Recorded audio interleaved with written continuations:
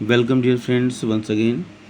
And I'm going to start a new series on statistics, and this is focused for class 11th. As you know, that in class 11th we study statistics and microeconomics.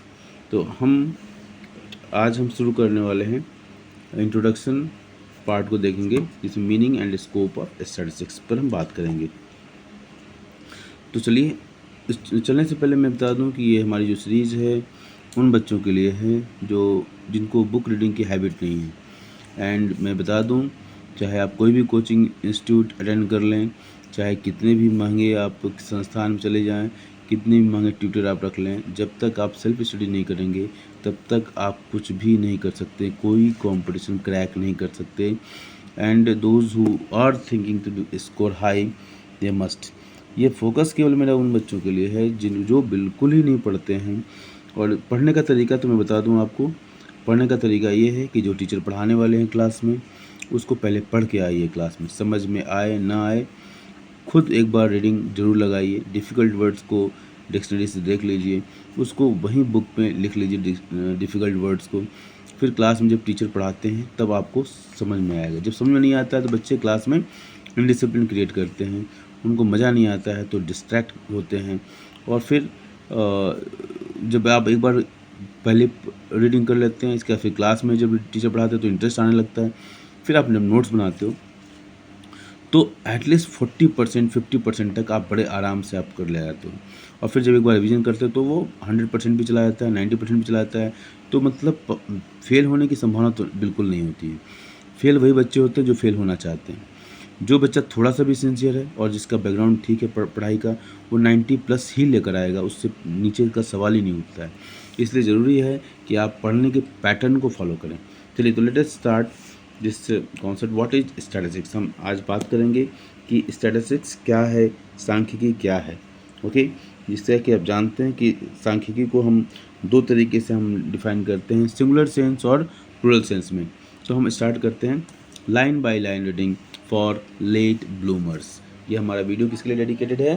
तो ये late bloomers के लिए dedicated है। चलिए, the systematic treatment of quantitative expressions is known as statistics. क्या है statistics? एक systematic, और जब कोई सिस्टमेटिक जो होती है तो उसको हम साइंस कहने लगते हैं, सिस्टमेटिक स्टडी, विशेष ज्ञान। तो स्टैटिस्टिक्स को हम साइंस भी कहते हैं, ये आर्ट भी बन जाता है। तो द स्टैटिस्टिक्स क्या करता है? Systematic treatment of quantitative expression. देखिए, ऐसे ही आपको पढ़ना है। जो भी इम्पोर्टेंट टर्म्स हैं, वैल्यू पॉइंट्स जो कहते हैं, सीबीएसई में जब टीचर्स पेपर करेक्शन करते हैं तो इसी वैल्यू पॉइंट्स को देखते हैं केवल, और बाकी जो आप लंबी चौड़ी जो बातें लिखते हो कोई मतलब नहीं होता। द सिस्टमेटिक ट्रीटमेंट, पहले हमने क्या अंडरलाइन किया? सिस्टमेटिक ट्रीटमेंट को। दूसरा क्या अंडरलाइन किया? क्वांटिटिव एक्सप्रेशन को। इसी को हम क्या कहते हैं? तो सिस्टमेटिक ट्रीटमेंट, अब इसी को इक्वेशन फॉर्म में अगर लिख दें, systematic treatment plus quantitative expression is equal to statistics, तो ये आपको और शॉर्ट हो जाएगा। तो जब आप कैप्सूल लर्निंग जब करते हैं आप, तो आप क्या करते हैं, इसी इन्फॉर्मेशन को आप छोटा करते हैं, क्योंकि आपको समय लास्ट मोमेंट में जब पढ़ना होता है तो लंबे लंबे लाइन पढ़ोगे तो आपका टाइम वेस्ट होगा। तो आप इसको समझ लीजिए कि किस तरीके से हम सिस्टमेटिक स्टडी करें जिससे कि हम अच्छा स्कोर कर पाएँ। तो systematic study plus quantitative expression, देखो हम इसको ST लिख दे रहे हैं, systematic study plus quantitative expression QE is equal to statistics. इस तरीके से आप अपने नोट्स बनाएंगे। यहाँ तो मैं इसे लिख दे रहा हूँ, ठीक है। The term statistics is considered synonymous with the means of collecting, presenting, organising data and drawing relevant conclusion from it. तो स्टैटिस्टिक्स का जो नाम है वो सिनोनिम्स हो गया है एक प्रकार से, किन बातों के लिए? तो collecting, presenting, organising data and drawing relevant conclusions, इन सब बातों से सरोकार होता है स्टैटिस्टिक्स का। मतलब स्टैटिस्टिक्स में ये सारी चीज़ें हम करते हैं। आगे के लेसन जिसमें जब आप देखोगे, collection of data, organisation of data, presentation of data, ये सारी बातों को हम पढ़ेंगे, ठीक है। Thus the word statistics refers इधर to the quantitative information, that is plural sense. Quantitative information की जब बात होगी तो कौन से सेंस में होगा? वो प्लूरल सेंस में होगा, ठीक है। क्या रेफर करता है statistics? The term statistics refers what? इधर to the quantitative information, plural sense, or to method of dealing with the quantitative information और dealing with the method of dealing with the quantitative information. जो method की बात होती है, method, ठीक है, method focus करें, method okay of dealing with the quantitative information, ठीक है, इस वो सिंगुलर सेंस में। जब मेथड की बात होगी तो वो सिंगुलर सेंस में होगा। तो क्या मेथड मतलब मेथड की जब भी बात होगी तो क्या होगा, वो सिंगुलर सेंस में बात होगी। ओके, और क्वांटिटेटिव इंफॉर्मेशन की जब बात होगी, ठीक है, तो हम प्लूरल सेंस में बात करेंगे। तो इस तरीके से सिंगुलर सेंस में क्या होता है, मेथड पर फोकस किया जाता है, और क्वांटिटेटिव इंफॉर्मेशन की जब बात होगी केवल, तो वो प्लूरल सेंस की बात होगी। Let us understand what comes under the term statistics in plural and singular sense. Plural और सिंगुलर सेंस में क्या चीज़ें आती हैं, इसको देख लेंगे। Thereafter we shall discuss the features and limitations of statistics. तो statistics defined in plural sense मतलब स्टैटिस्टिकल डेटा। तो स्टैटिस्टिक्स को जो हम प्लूरल सेंस में देख रहे हैं, okay, we find the use of quantitative information और numerical data in business। अब ये देखो quantitative information की रिक्वायरमेंट कहाँ कहाँ हो रही है, numerical data की बिजनेस में हो रही है, इकोनॉमिक्स में हो रही है, and other areas of life, जिंदगी के और बहुत सारे जो एरियाज़ हैं, क्षेत्र हैं, वहाँ पर इसकी उपयोगिता पड़ी। मतलब जैसे आप देखें पॉलिटिकल साइंस जब आप पढ़ते हो, जब इलेक्शन होता है तो उसमें जो एग्जिट पोल वगैरह आते हैं, तो उस तरह से किस प्रकार से स्टैटिस्टिक्स का प्रयोग करते हुए हम इंटरप्रेट करते हैं किसी गवर्नमेंट आएगी, मतलब पहले फोरकास्ट करते रहते हैं। और इस तरीके से अब जीवन के और भी बहुत सारे क्षेत्र हैं जहाँ पर हम इसकी ज़रूरत महसूस करते हैं।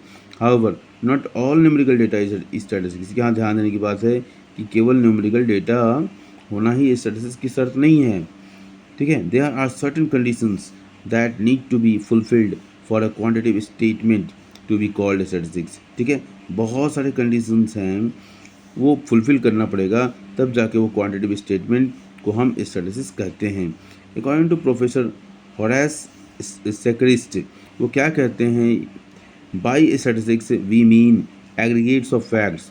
उन्होंने क्या बात कहा, एग्रीगेट्स ऑफ फैक्ट्स, ठीक है, ये बहुत ही इंपॉर्टेंट वर्ड्स हैं। Affected to a marked extent by multiplicity of causes numerically expressed, enumerated or estimated according to the reasonable standards of accuracy, collected in a systematic manner for a predetermined purpose and placed in a relation to each other। उन्होंने statistics की बड़ी complete definition देने का प्रयास किया। उन्होंने क्या कहा कि by statistics we mean aggregates of facts affected to a marked extent. किस चीज़ से अफेक्ट हो रहा है, बाय मल्टीप्लिसिटी ऑफ कॉजेज, बहुत सारे जो कारण हैं उनसे प्रभावित भी रहा हो रहा। और न्यूमेरिकली एक्सप्रेस, इसको किस तरीके से हम एक्सप्रेस करते हैं, न्यूमेरिकली एक्सप्रेस्ड, इन्यूमरेटेड और estimated according to reasonable standards. जब इसका जो इन्यूमरेट करते हैं, ठीक है, एस्टिमेशन निकालते हैं, तो किस तरह से रीजनेबल स्टैंडर्ड्स ऑफ एक्यूरेसी, एक एक्यूरेसी के साथ, ठीक है, जो कि जिसका एक सिस्टम हो, जिसकी कुछ मेथोलॉजी हो, accuracy collected in systematic manner, जिसको कलेक्शन का जो तरीका है, आपने देखा है कि जो सैम्पल मेथड, सेंसर मेथड आगे देखोगे, अभी नहीं देखा आपने, आगे देखा होगा, ठीक है। तो systematic manner for predetermined purpose, predetermined purpose मतलब आपके पर्पस बहुत पहले से निर्धारित होने चाहिए, and placed in relation to each other, और एक दूसरे से इनका संबंध होना चाहिए। The above definition highlights certain characteristics which numerical data must possesses in order to be termed as statistics, ठीक है। the above definition highlights certain characteristics, ये जो डिफिनेशन है वो बहुत सारी बातों को हाईलाइट करता है, कुछ फीचर्स को हाईलाइट करता है, which numerical data must possess, जो न्यूमेरिकल डेटा है उसके पास ये जरूर होना चाहिए, in order to be termed as statistics. उसको स्टैटिस्टिक्स अगर कहना है तो इन बातों को, कुछ बातें जो है हाईलाइट हो रही हैं, क्या क्या हैं। पहला, statistics are aggregates of facts, ठीक है, एग्रीगेट स्टैटिस्टिक्स क्या है, एग्रीगेट ऑफ फैक्ट्स है, okay. Single observation are not statistics, जो सिंगल ऑब्जर्वेशन है वो स्टैटिस्टिक्स नहीं है, single observations are not statistics, ये ध्यान लें, ये बहुत ही इंपॉर्टेंट है, ठीक है। Single observation are not statistics as these figures can not be compared and no conclusions can be drawn from them, ठीक है, उससे कोई कंक्लूजन भी नहीं निकाला जा सकता है। Statistics refers to the group of observation, statistics refers to the group of observation, ठीक है, यहाँ पर मैंने ग्रुप को कर दिया group of observation, that are related to each other and are comparable. For example, pocket money of Anil during a month is 1000 is not statistics. एक अनिल की जो पॉकेट मनी है वह स्टैटिस्टिक्स नहीं है, but pocket money of Anil, Prakash, Sunil and Suresh during a month are 1000, 2000, 500, 400 respectively is statistics, because यहाँ हम अनिल के पॉकेट मनी की तुलना प्रकाश, सुनील, सुरेश सबके साथ कर पाते हैं। तो ये कंपेरेबल वाला एलिमेंट देखिए आ गया। ठीक है, ये एक दूसरे से रिलेटेड हैं, सबकी मंथली इनकम की बात ही हो रही है, पॉकेट मनी की बात हो रही है। ठीक है, ये ग्रुप ऑफ डेटा हैं, एक साथ इतने सारे बच्चे हैं। ठीक है, ये हमारा पॉइंट क्या था, statistics are aggregates of fact. ठीक है, single observation are not statistics. ठीक है, तो I hope that this point is very much clear. Now second point is statistics are affected to a marked extent by multiplicity of causes. Statistics are affected to a marked extent by multiplicity of causes. दूसरा point है हमारा, पहला point था statistics are what, aggregates of facts। ये बहुत ही important point है। अब आते हैं दूसरे पॉइंट्स के ऊपर। It is affected by marked extent by multiplicity of causes. Statistics are generally not isolated facts. क्या है, आइसोलेटेड फैक्ट्स नहीं है। Statistics are generally not isolated facts, they are dependent on और influenced by a number of phenomena. बहुत सारे कारणों से प्रभावित होता है। As for example, electricity bills are affected by units of consumption and tariff structure. Units of consumption and tariff structure, तो दो बातें होंगी, plus fuel adjustment charges etcetera. तो मतलब एक इलेक्ट्रिसिटी बिल है, किसका जो डेटा है वो किन किन बातों से प्रभावित हो रहा है, unit of consumption, tariff structure, fuel adjustment charges. It is very difficult to study separately the effects of various factors affecting a particular variable in statistics. ये पॉइंट देखेंगे, बहुत ही इंपॉर्टेंट पॉइंट है। It is very difficult to study separately the effect of various factors. जो भी factors हैं यहाँ पर, उन सारे फैक्टर्स को अलग अलग उसका अध्ययन करना, उसको समझना। अफेक्टिंग अ पर्टिकुलर वेरिएबल, ये जो इलेक्ट्रिसिटी का बिल है, इसको प्रभावित करने वाले जितने भी फैक्टर्स हैं उसका अलग अलग अध्ययन करना बहुत ही डिफ़िकल्ट है। तो पहला जो पॉइंट है कि statistics are affected by marked extent by multiplicity of causes. आपने देखा ये सारे बहुत सारे कॉजेज थे, जो इलेक्ट्रिसिटी का बिल एग्जाम्पल के रूप में हमने इलेक्ट्रिसिटी बिल को लिया, तो उसको प्रभावित करने वाले मल्टीप्लिसिटी हैं, बहुत सारे कारण हैं। मल्टीप्लिसिटी ऑफ कॉजेज, ये बहुत सारे कारण हैं, और इन कारणों का अध्ययन अलग अलग करना ये अपने आप में बहुत ही डिफ़िकल्ट है। Separately the effects of various factors affecting a particular variable in statistics is very difficult. अब आते हैं तीसरे पॉइंट के ऊपर। Statistics are numerically expressed. ये बहुत ही आसान है, और ये सारे बच्चे ये पॉइंट जब लिखा जाए कि व्हाट आर द कैरेक्टरिस्टिक्स और properties of statistics in plural sense, तो ये सारे पॉइंट्स हम इसमें रखेंगे, जिसमें ये बहुत ही इंपॉर्टेंट पॉइंट था। Statistics are aggregates of facts. दूसरा आपने देखा ये बहुत सारे कारणों से प्रभावित होता है। Statistics are affected to mark extend by multiplicity of causes. तीसरा क्या है, स्टैटिस्टिक्स आर न्यूमेरिकली एक्सप्रेस्ड। ठीक है, अब qualitative statements are not statistics. पहली बात, जो क्वालिटेटिव स्टेटमेंट्स हैं वो स्टैटिस्टिक्स नहीं है, अनलेस, ये पॉइंट देखिए ध्यान लें, unless they are supported by numbers. जब तक कि उनके साथ नंबर का सपोर्ट नहीं हो, मतलब अगर क्वालिटेटिव स्टेटमेंट है लेकिन नंबर के साथ है, न्यूमेरिकल एक्सप्रेशन है, तब वो स्टैटिस्टिक्स हो सकता है। For example, if we say that the students of a class are very good in studies, ये क्वालिटेटिव हो गया। Very good in studies, it is very qualitative statement. It is not a statistical statement, तब ये statistical statement नहीं होगा। But when a statement reads as 40 students got first position, 30 got second division, 28 got third division, and 2 failed out of 100 students, it is a statistical statement expressed numerically. Okay, बिल्कुल clear हो गया है। Qualitative facts like tall, short, intelligence, honesty etcetera are not called statistics unless they are assigned numerical value as measure of assessment. जब इनके साथ numerical support होगा तो वो क्या हो जाएगा, वो स्टैटिस्टिक्स का पार्ट हो जाएगा। Next, statistics are enumerated or estimated according to reasonable standard of accuracy। तो ये enumerate किया जाता है। Statistics are enumerated or estimated according to reasonable standard of accuracy। तो reasonable standard of accuracy के साथ statistics को enumerate किया जाता है, estimate किया जाता है। ठीक है, तो हम देखते हैं enumerations means a precise and accurate numerical statement। Okay, अगर इनको ये समझ में नहीं आया हो इन्यूमरेटेड, इसको इस एक्सप्रेशन यहाँ क्लियर कर दिया गया। Enumeration means a precise and accurate numerical statement. Precise मतलब संक्षिप्त में, accurate to the point numerical statement होता है, उसको हम इन्यूमरेशन कहते हैं। It involves actual counting. क्या करता है ये, एक्चुअल काउंटिंग की बात करता है। But sometimes where the area of statistical inquiry is large, accurate enumeration may not be possible। ठीक है, ये पहली बात तो क्या करता है कि ये इन्वॉल्व करता है एक्चुअल काउंटिंग को। ठीक है, बट लेकिन ऐसा हो सकता है कि जहाँ पर स्टैटिस्टिकल इंक्वायरी का जो एरिया है बहुत बड़ा हो, तो एक्यूरेट इन्यूमरेशन, एक्यूरेट जो है प्रिसाइज और एक्यूरेट न्यूमेरिकल स्टेटमेंट बनाना कठिन हो जाता है। ठीक है, इन सच केसेस, ऐसे केस में क्या किया जाता है, एक्सपर्ट्स मेक एस्टिमेशन।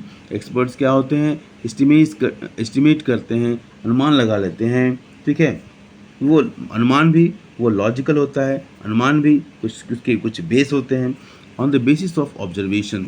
तो वो ऑब्जर्वेशन के आधार पर क्या करते हैं, वो एस्टिमेट करते हैं। Okay, the degree of accuracy of estimates depends on the nature of inquiry।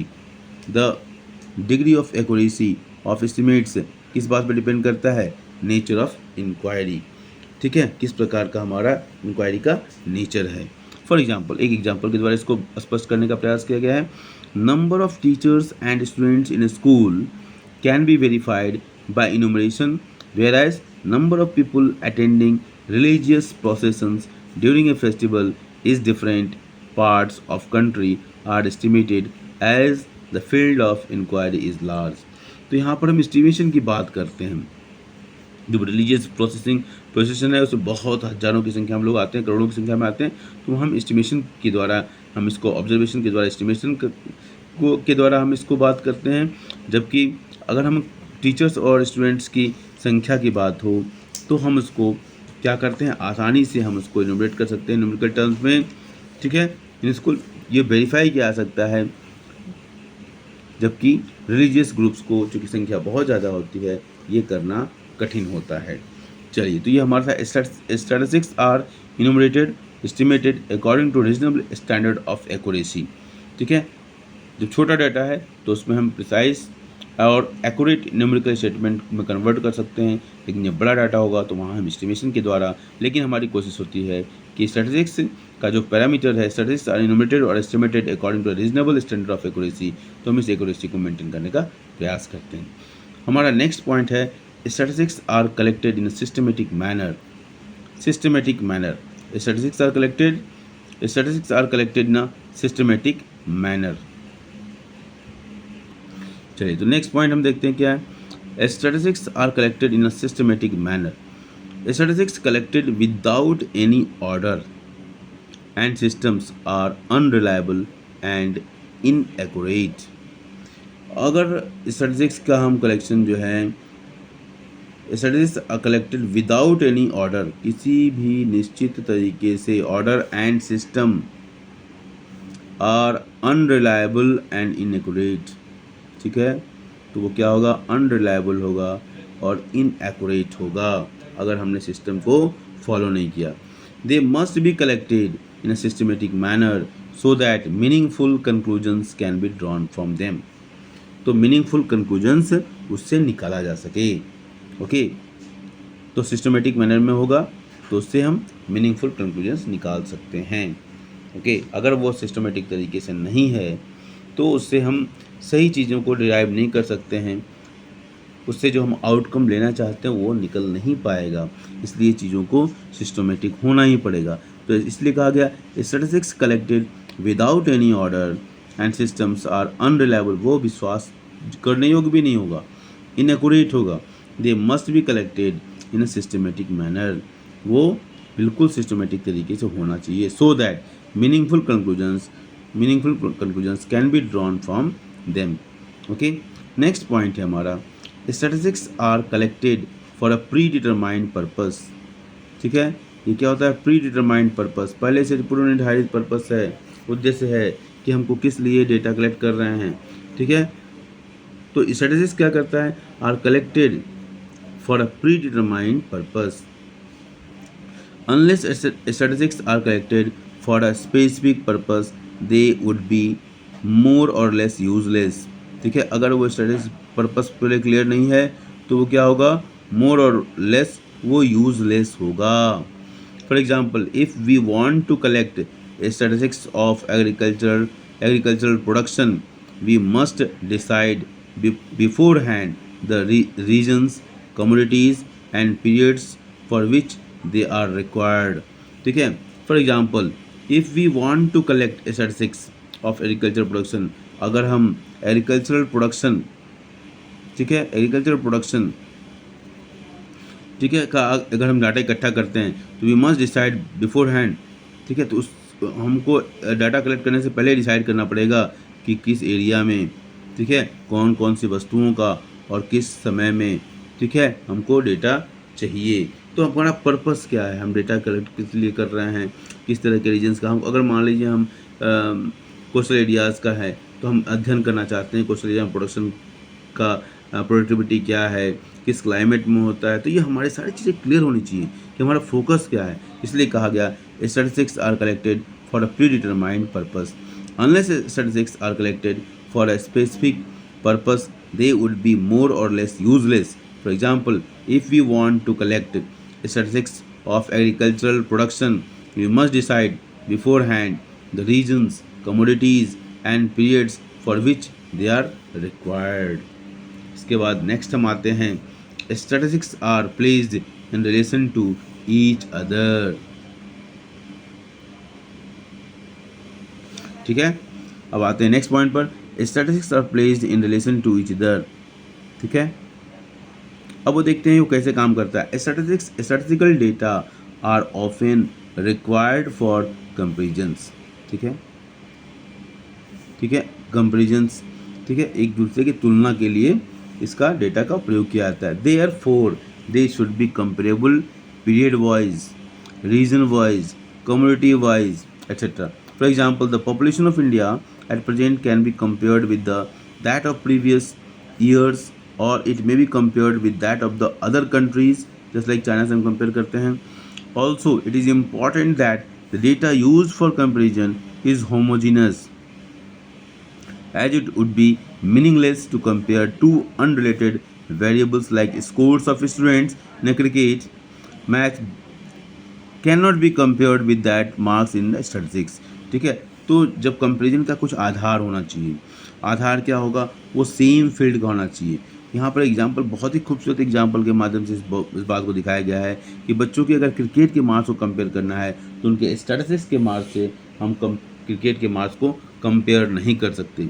इसलिए इस बात में काफ़ी दम है कि जब ये कहा जाता है कि statistics are placed in relation to each other, ठीक है, वो जब हम कंपेयर करना होगा तो हम पीरियड वाइज करेंगे, रीजन वाइज करेंगे, कम्युनिटी वाइज करते हैं, या कोई भी आधार हो, ठीक है, कोई भी आधार हो, जब ये एक दूसरे के रिलेशन में होंगे तभी हम उसका कंपैरिजन भी कर सकते हैं। उसको यहाँ पर जैसे मान लीजिए पॉपुलेशन है, पॉपुलेशन हम भारत का पॉपुलेशन प्रीवियस ईयर्स के साथ भी कंपेयर कर सकते हैं, दूसरे कंट्रीज के साथ भी कंपेयर कर पाते हैं। इसी तरह कंपेयर करने के लिए होमोजेनिटी का होना भी ज़रूरी है, जैसे कि स्टूडेंट के मार्क्स को, स्टैटिस्टिक्स के मार्क्स को हम क्रिकेट के स्कोर के साथ कंपेयर नहीं कर सकते। ओके, तो I hope this is very much clear. Now when the above characteristics are not present in numerical data, when the above characteristics are not present in numerical data, it cannot be called statistics. Thus, all statistics are numerical statements of facts. All statistics are numerical statement of facts, but all numerical statement of facts are not statistics. ये बात ध्यान दें कि केवल numerical statement होना statistics होने की guarantee नहीं है, ठीक है। But all statistics are numerical statements of facts. यहाँ से क्वेश्चन बन सकता है, ठीक है।